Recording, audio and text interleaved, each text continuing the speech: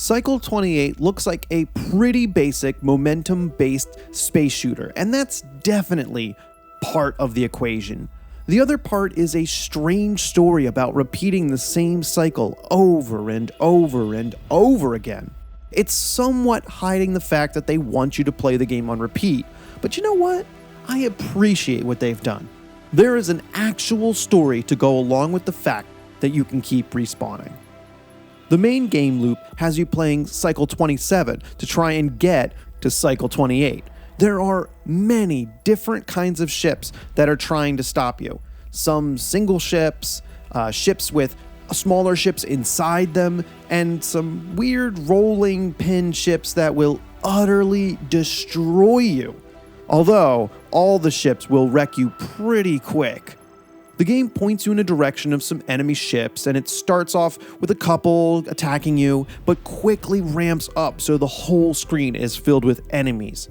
What you really need to do is not get hit, because that will reset your score multiplier. That's the largest factor in getting the highest score possible, because the round is timed. Which makes me think a cycle is equal to 1 day, since it's 24 hours that moves at a quickened pace. This limits all players to the same amount of time to work with. There's no way to power your way through by just killing as many enemies as you can, because the enemies are pretty beefy. You really need to make an effort to destroy a ship. No quick drive-bys are going to cut it. So keeping your multiplier up is your best bet.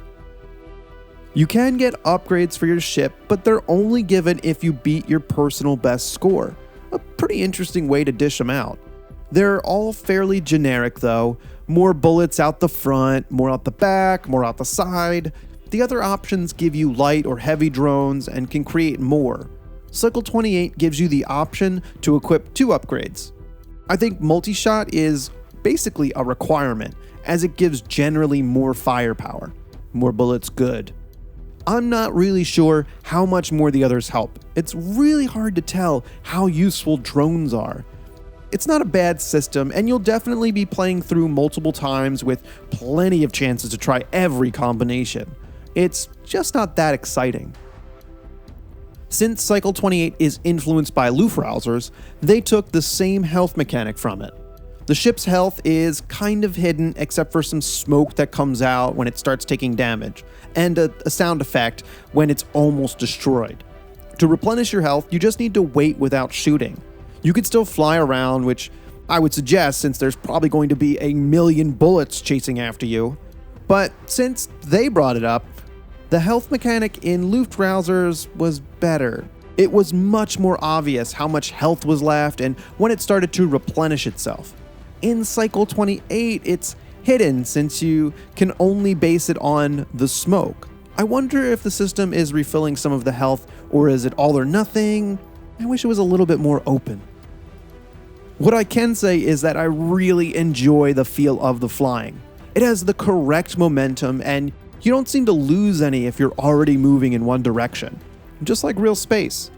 What they did was make your gun push you back, so you can't just keep moving in one direction if you actually want to hit anything. It's a little tricky to aim though, because turning the ship isn't as smooth as I would like. Still, it keeps you moving, which is probably better anyway. Cycle 28 nails that one more time feeling and drove me to keep playing way more than I thought I would. With the score and getting upgrades, I really wanted to see what came next. So far, the story is a complete mystery to me. Every time you start a new run, there is some small amount of text that is shown. It seems like a journal of the pilot. It strings the story along just enough to keep you wondering what's going to happen. There are other elements inside the game that keep the mystery up as well.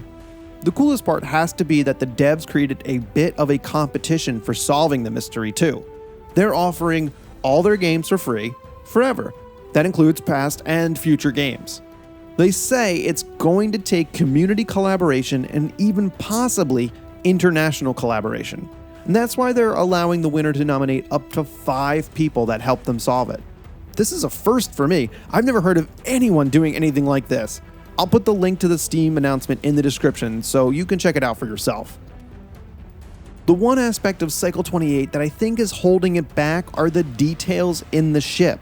Some of them have some interesting designs, but there is a lack of detail there that makes the game kind of plain. Especially your own ship, since it's just a blue shape. Even the enemy ships have more to them. What the heck? The game is just visually dull. Now that can't take away how good the mechanics are, and that's really why I kept playing. But there isn't any exciting ship explosions or cool bullet effects.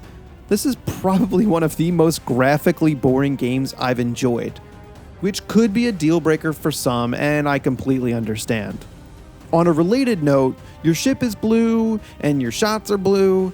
Sometimes there is just too much blue on the screen to really keep everything straight.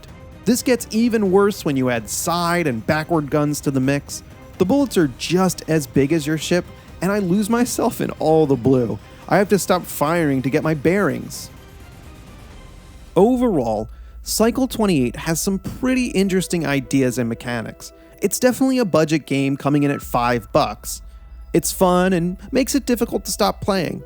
The graphics are plain, very, very plain, but the mechanics more than make up for it. I'm extremely curious what's going to come out of this mystery and if they'll have a big reveal when someone solves it. That's just completely new and a really fun way to add a new aspect to a game.